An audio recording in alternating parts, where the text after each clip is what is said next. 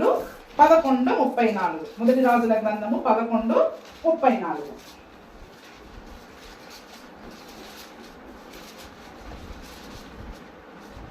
రాజ్యము వాని చేతిలో నుండి బొత్తిగా తీసివేయక నేను కోరుకునిన నా సేవకుడైన దావీదు నా ఆజ్ఞలను అనుసరించి నా కట్టడలను ఆచరించను గనక దావీదును జ్ఞాపకము చేసుకొని అతని దినములన్నీ అతనిని అధికారిగా ఉండనిస్తున్నాడు. ఇప్పుడు అధికారం ఎవరికి వచ్చింది చెప్పండి? ఆజ్ఞలు పాటించిన దావీదుకి అతని సంతానానికి దేవుడు అధికారం ఇచ్చేశాడు. చూడండి, ఈరోజు మళ్ళీ అధికారులముగా మనం ఉండాలి. దేనికి తలొక్కకుండా, భయపడకుండా, ధైర్యముగా మరి మనం ఉండాలి అంటే అధికారమును మనం కలిగి ఉండాలంటే ఆయన ఆజ్ఞలను పాటించాలి. అందుకనే ఇక్కడ ఆ యెరోబాముతో మాట్లాడుతున్నాడు ఈ సంగతి. ఎందుకంటే మరి సొలొమోను చేసిన పాపమును బట్టి నిజానికి రాజ్యమును మొత్తం కూడా తీసేసి యెరోబాముకి ఇచ్చేయాలన్నంత కోపం దేవుడికి వచ్చింది. ఎవరు చేసిన పాపాన్ని బట్టి? సొలొమోను చేసిన పాపాన్ని బట్టి కూడా. సొలొమోను కూడా మరి దావీదుకు దేవుడు సౌలు దగ్గర నుండి తీసి దావీదుకు దేవుడు ఇచ్చాడు. దావీదు తన జీవిత దినములన్నీ కూడా ఆయన ఆజ్ఞలను చక్కగా పాటించాడు, గైకొన్నాడు. కాబట్టి దేవుడు వాగ్దానం చేశాడు, నీకు నీ సంతానానికి ఈ సింహాసనాన్ని స్థిరపరుస్తానని. కానీ అతని కుమారుడైన సొలొమోను మరికొన్ని ఆజ్ఞల విషయంలో తప్పిపోయాడా లేదా? తప్పిపోయాడు. హెచ్చరించినా సరి చేసుకోలేదు. మొదటిది అన్య వివాహాలు వద్దన్నాడు, అన్య వివాహాలు చేశాడు. అవునా? అన్య వివాహాలు చేసుకోవడమే కాకుండా మళ్ళీ విగ్రహారాధనకి కూడా మరి తను ఆ విగ్రహారాధనను కూడా చేయడం ద్వారా, అంతేకాదు దేవుడు హెచ్చరించిన లోబడలేదు. దేవుడు 2 సార్లు ప్రత్యక్షమై హెచ్చరించిన లోబడకపోతే అవిధేయుడుగా ఉండడం ద్వారా దేవుడికి కోపం వచ్చేసి ఆ రాజ్యాన్ని తీసివేసేసి మరి తన పొరుగువాడైన, తన పనివాడైన యెరోబాముకి ఇవ్వడానికి సిద్ధపడ్డాడండి. యెరోబాముకి ఇవ్వడానికి సిద్ధపడ్డాడు, కానీ దేవుని యొక్క మనసు కొట్టుకుంది. ఎందుకంటే దేవుడు వాగ్దానం చేసిన దాన్ని నెరవేర్చడానికి సమర్థుడే. ఆ వాగ్దానాన్ని తీసివేయాలి అంటే కొంచెం ఆలోచిస్తాడు. దావీదుకి ప్రామిస్ చేశాడు, ఏమని? నీకు ఒక సింహాసనాన్ని స్థిరపరుస్తానని. కాబట్టి ఇప్పుడు తన కొడుకు ఏమో ఆజ్ఞల విషయంలో తప్పిపోయాడు. మరి న్యాయమే కదా. అక్కడ సౌలు తప్పిపోయినప్పుడు అధికారం నుండి తొలగించాడు. ఇక్కడ సొలొమోను తప్పిపోయినప్పుడు కూడా ఆ యొక్క అధికారం నుండి తొలగించి వేరొక వ్యక్తికి ఈ యొక్క అధికారాన్ని ఇవ్వడానికి దేవుడు ఒప్పుకున్నాడు. అందుకనే యెరోబాముతో ఏమంటున్నాడు? దావీదు ఏమంటున్నాడు అక్కడ? నేను కోరుకునిన నా సేవకుడైన దావీదు నా ఆజ్ఞలను అనుసరించి నా కట్టడలను ఆచరించను గనక దావీదుని జ్ఞాపకము చేసుకొని అతని దినములన్నీ అతనిని అధికారిగా. ఇప్పుడు ఈ సొలొమోను చచ్చిపోయేదాకా ఎందుకు రాసుకున్నాడు తెలుసా? దావీదుకు దేవుడిచ్చిన మాటని బట్టి. నిజానికి సౌలులాగా ఆ అధికారం వెంటనే యెరోబాముకి వెళ్ళిపోవాలి, కానీ నేను దావీదుకు ప్రామిస్ చేశా, అసలు వెంటనే ఈ అధికారాన్ని తీసేస్తే నా మాట తప్పిపోతుంది. కాబట్టి దావీదుకి ఇచ్చిన మాటను బట్టి చచ్చేదాకా ఉండనియాలి. ఆ సొలొమోను ఎప్పుడైతే చచ్చిపోతాడో అతని కుమారుడైన రెహబాము వస్తాడు కదా, ఆ కాలంలో ఈ రాజ్యాన్ని తీసేసి నేను నీకు ఇస్తాను అని యెరోబాముతో చెప్పాడు. అంటే చూడండి, ఒక దావీదు దేవుని ఆజ్ఞలను పాటించడం ద్వారా తన కుటుంబానికి మరి తన కుటుంబంలో కూడా దేవుడు కృప చూపే పరిస్థితులు వచ్చాయండి. అక్కడ అధికారం ఇచ్చాడు, కృప చూపించే పరిస్థితులను కూడా మరి అక్కడ వచ్చినట్టుగా చూస్తా ఉన్నాం. ఇంకా చదవండి 11:38 ఒకటి చదవండి. నేను నీకు ఆజ్ఞాపించినదంతయు నీవు విని నా మార్గములను అనుసరించి నడుచుచు నా దృష్టికి అనుకూలమైన దానిని జరిగించుచు నా సేవకుడైన దావీదు చేసినట్టు నా కట్టడలను నా ఆజ్ఞలను గైకొని ఎడల నేను నీకు తోడుగా ఉండి దావీదు కుటుంబమును శాశ్వతంగా నేను స్థిరపరిచినట్లు నిన్ను స్థిరపరిచి ఇశ్రాయేలు వారిని నీకు అప్పగించేదను. ఇక్కడ ఎవరిని చూపిస్తున్నాడు చెప్పండి?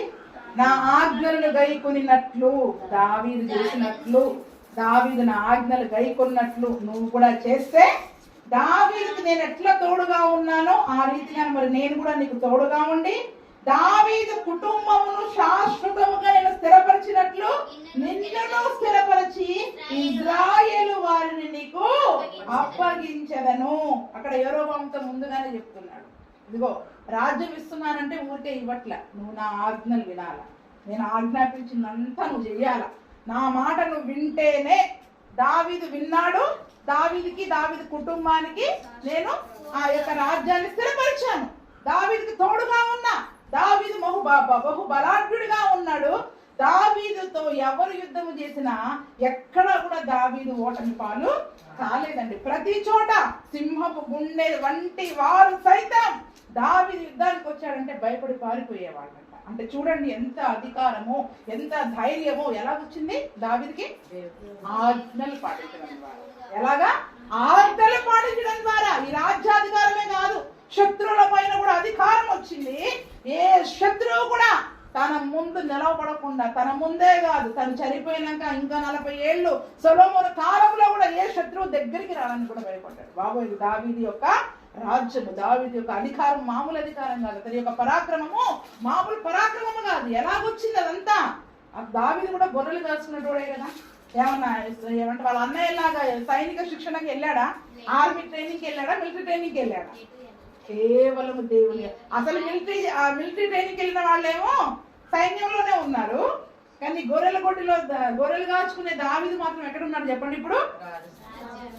అంటే చూడండి, ఆజ్ఞలను పాటిస్తే నువ్వు ఏ స్థితిలో ఉన్నావని చూడడు దేవుడు.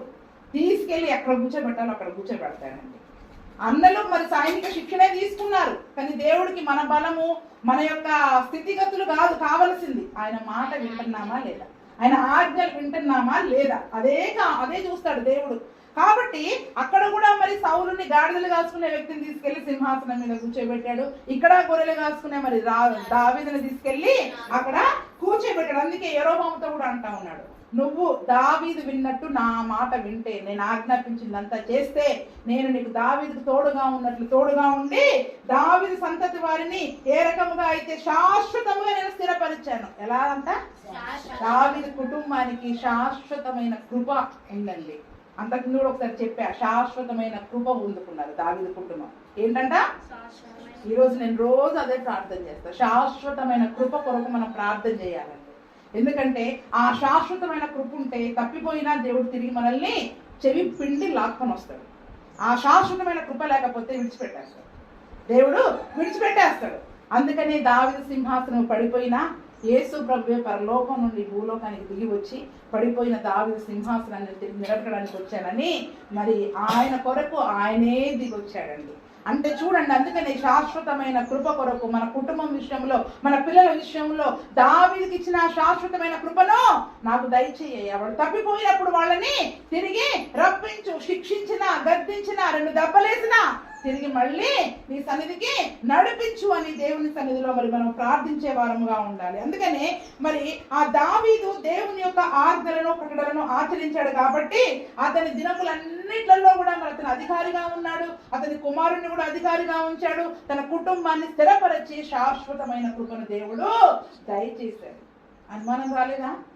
దావీదు ఆజ్ఞలన్నట్టు చేశాడండి. వ్యభిచారం చేయలేదా? చెప్పండి. పరస్త్రీని మోహించలేదా? చేశాడా లేదా? 15:4 కూడా చదవండి. దాని గురించి కూడా ఒక చక్కని మాట ఉంది. మనకి ముందు అవే గుర్తొస్తాయి కదా. ఎదుటి వారిలో ఉన్న మంచి కంటే ఫస్ట్ మనకి ఏం కనిపిస్తాయి చెప్పండి? లోపాలకు కనిపిస్తా ఉంటాయి. 15:4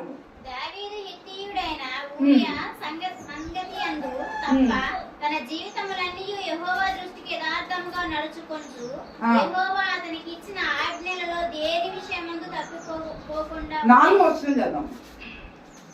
4వ వచనం. దావీదు హిత్తీయుడైన యూరియా సంగతి యందు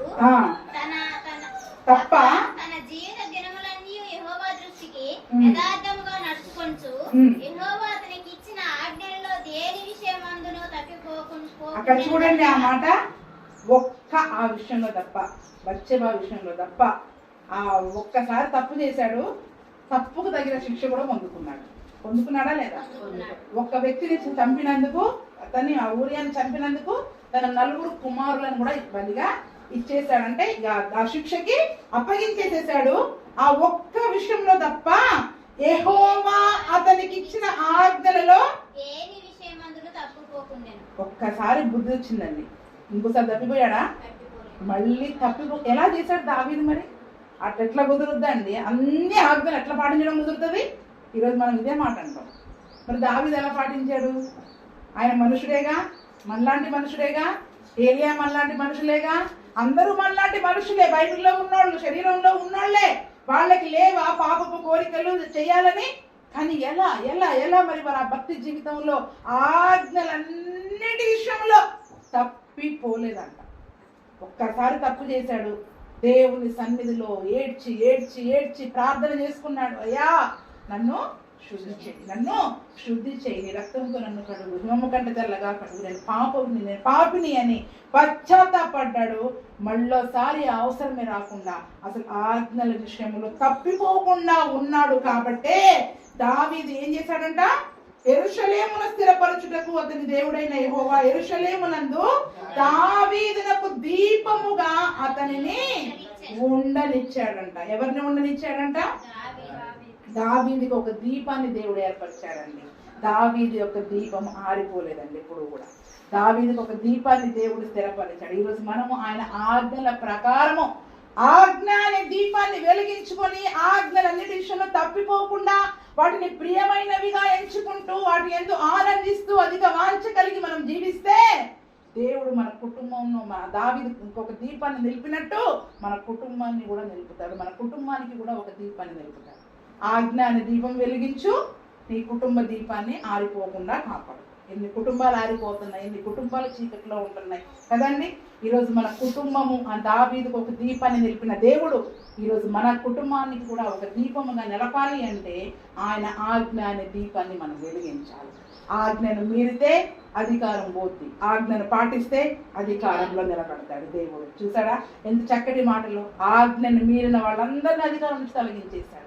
ఆజ్ఞను పాటించిన వాళ్ళందరినీ అధికారమును స్థిరపరిచేశాడు దేవుడు. ఒక దీపాన్ని స్థిరపరిచాడు. దావీదు నీ వంశం ఎప్పుడు నిలబడుతుందయ్యా, అసలు ఎప్పటికీ నశించి పోదు, ఎప్పటికీ స్థిరంగా ఉంటది. చూడండి, యేసు ప్రభు కూడా దావీదు కుమారుడిగానే పిలువబడ్డాడు. దావీదు కుమారుడిగానే ఎంతో మంది ఉన్నారు దావీదుకి యేసు ప్రభుకి మధ్యలో, కానీ దావీదు కుమారుడుగా ఎలా పిలువబడ్డాడు? దావీదు కంటే ముందు సౌలు ఉన్నాడుగా, అవునా? దావీదు కంటే ముందు మొదటి రాజు ఎవరు? కానీ రెండవ రాజుకి ఆ పేరు ఎందుకు వచ్చింది? రెండవ రాజు కుటుంబంలో నుంచి దేవుడు ఎలా వచ్చాడు చూడండి. అతను ఆజ్ఞల విషయంలో తప్పిపోకుండెను కనుక. ఒకసారి చేస్తామండి పొరపాటు, చేయమని కాదు, కానీ ఒకసారి మనం పొరపాటు చేసిన తర్వాత ఆ పొరపాటుని సరి చేసుకున్నాక మళ్ళీ పొరపాటు చేయకూడదు. అందుకనే యేసు ప్రభుల వారు చాలాసార్లు అన్నారు, ఆ పక్షవాతంతో లేచిన తర్వాత వ్యభిచారస్తులు పట్టబడ్డాక ఇకనో నువ్వు పాపం చేయు, ఇకనో పాపం చేసావు, శిక్ష పొందుకున్నావు, విడుదల వచ్చింది, మళ్ళీ పాపం చేయి, మళ్ళీ పాపం జోలికి వెళ్ళాలి.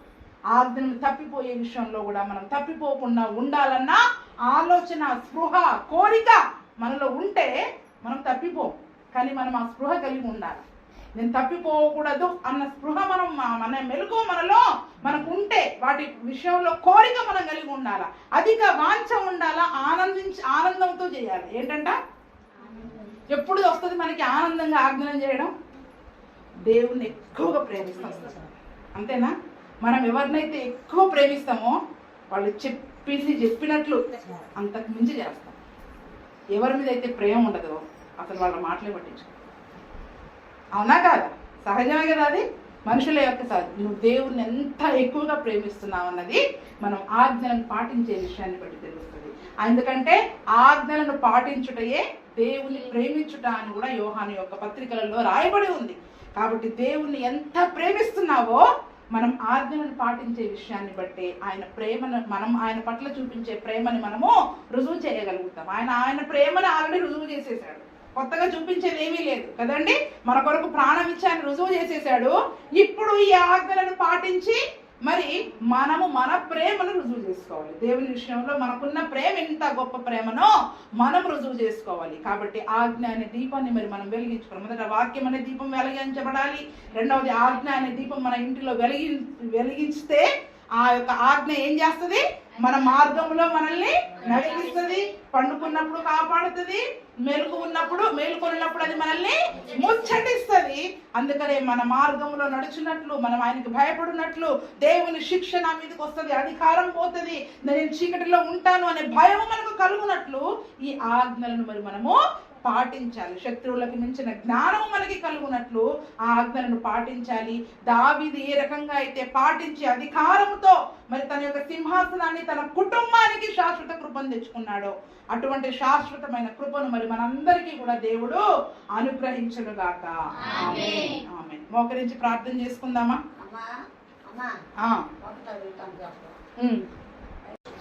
సరే, ప్రార్థన చేసుకుందాం మోకరించి. అయా మరి ఆజ్ఞ అనే దీపమును మేము వెలిగించుకొని ఆ యొక్క ఉపదేశపు వెలుగులో నడిచే కృపను మాకు దయచేయండి తండ్రి.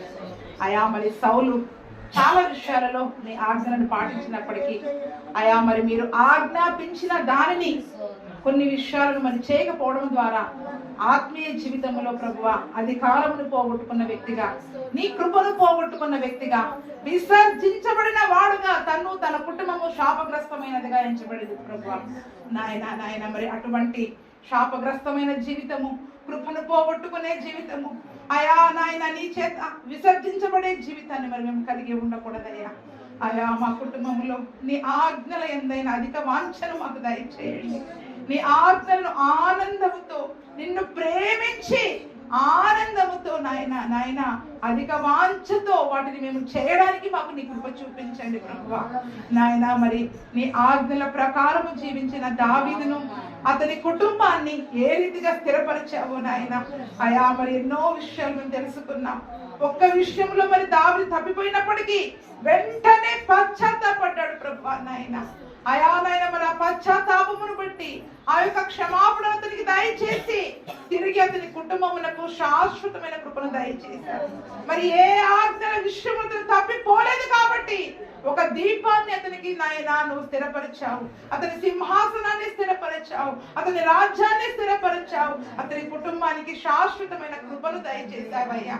అయా మరి దినమున తండ్రి నాయన మీ ఆజ్ఞల విషయంలో మేము నెరవేర్చకుండా నిర్లక్ష్యముగా ఉండి అయా తండ్రి మా విషయం మిమ్మల్ని దుఃఖ పెట్టే వారముగా మేము ఉండకుండా ప్రభువా నాయన దావీదు వలె నాయన మరి ఎక్కడెక్కడ తప్పిపోయామో వాటిని మేము సరి చేసుకొని పశ్చాత్తాపడి కన్నీటితో నీ పాదములు కడిగి అయా మా పాపముల నుంచి మేము విడుదల పొందుకొని ఎక్కడా తప్పిపోకుండా నీ ఆజ్ఞానే నాయన దీపమును వెలిగించుకొని ఉపదేశపు వెలుగులో మా పాదము తొట్టిల్లకుండా నాయన ఆజ్ఞల విషయంలో తప్పిపోకుండా దావీదు వలె జీవించే కృపను మాకు దయచేయండి. దావీదుకు తోడైనట్లు మీకు తోడై ఉంటానన్నావు.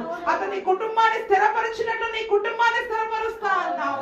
అతనికి ఒక దీపం ఉండనిచ్చినట్లు మాకు ఒక దీపాన్ని ఉండనిస్తానని వాగ్దానం చేస్తాం.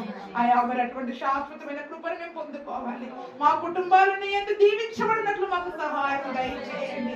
మాలో ఏ ఆజ్ఞ విషయాలలో మరి మేము తప్పిపోతే కూడా మేము ఆజ్ఞలు నెరవేరుస్తున్నామని సౌలు వలె అబద్ధికులుగా ఉండకుండా నాయన మీకు సమస్తము కనబడుతున్నాయ్యా.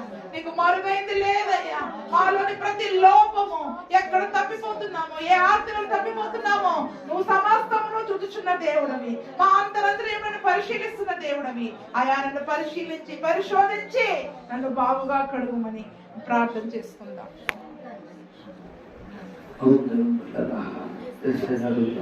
అయ్యా మీ ఆజ్ఞల విషయంలో తప్పుకోకుండా మాకు సహాయం దయచేయండి. దావీదుకు చూపిన శాశ్వత కృప, దావీదులకు చూపిన శాశ్వత కృప అయ్యా నాకు కూడా దయచేయండి. ఈ శాశ్వత కృపతో నన్ను నడిపించండి, నా కుటుంబాన్ని నడిపించండి, నాకు సహాయం దయచేయండి ప్రభువా అన్నవారు మీ చేతులేసే చూపిస్తారా? శాశ్వత కృప దావీదులకు చూపిన శాశ్వత కృప అయ్యా నా కుటుంబానికి నాకు దయచేయండి. నాతో మాట్లాడినందుకు వందనాలు వందనాలు వందనాలు ప్రభువా అని యేసయ్య వైపు చూస్తూ ప్రార్థన చేద్దాం. యేసయ్య వైపు చూస్తూ అడుగుదాం. దేవుడు బిడ్డారా అడుగుదాం అందరం కలిసి. మహాపరిశుద్ధుడా మా యేసయ్య నీకే వందనాలు స్తోత్రాలు చెల్లించుకుంటున్నాం. ఈ మధ్యాహ్న సమయంలో అయ్యా మాతో మాట్లాడినందుకు వందనాలయ్యా. అయ్యా దావీదులకు చూపిన శాశ్వత కృప అయ్యా నాకు నా కుటుంబానికి దయచేయండి. అయ్యా నాతో మాట్లాడినందుకు వందనాలు. అయ్యా నీ ఆజ్ఞలను పాటించినట్లు, అయ్యా నీ ఆజ్ఞల వెలుగులో నేను నడుచున్నట్లు, అయ్యా నీ ఆజ్ఞల మార్గంలో నేను నడుచున్నట్లు నాకు సహాయం దయచేయండి.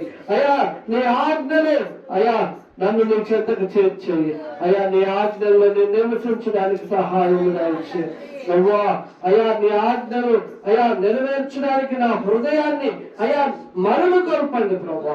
నాతో మాట్లాడినందుకు వందనాలు అయ్యా. ప్రత్యేకంగా నన్ను దర్శించినందుకు వందనాలు. నీ సహాయం నాకు దయచేసినందుకు వందనాలు. నీ వాక్యము నా పాదములకు దీపములు, నా త్రోవలకు వెలుగై ఉన్నది ప్రభువా. ఆ వెలుగైన వాక్యములు అయ్యా నన్ను నడిపించినందుకు వందనాలు ప్రభువా.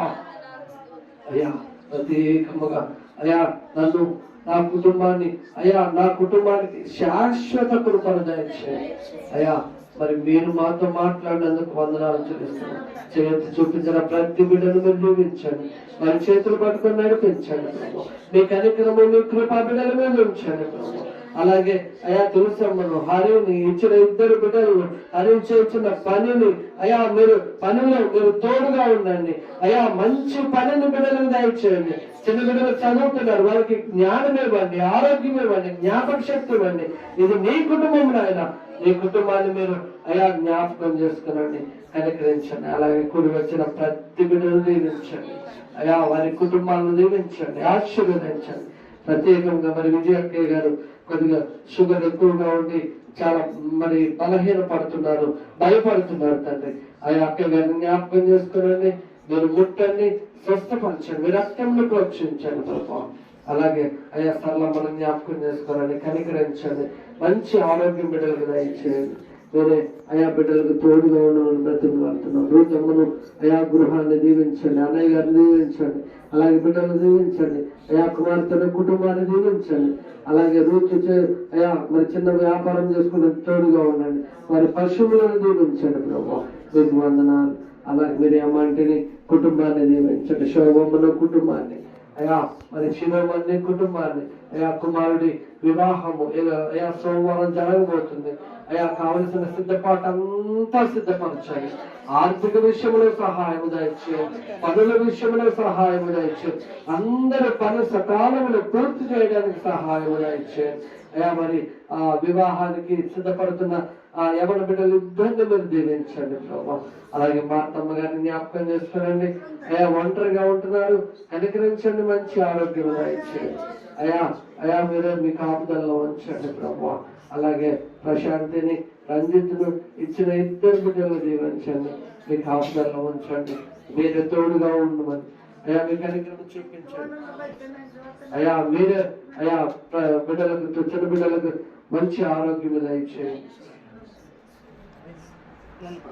లలితమ్మను జ్ఞాపకం చేసుకున్నాను అయా. లలితమ్మ కూడా మరి మోకాల నొప్పులతో బాధపడుతుంది అయా. తల్లికి మంచి ఆరోగ్యం దయచేయండి.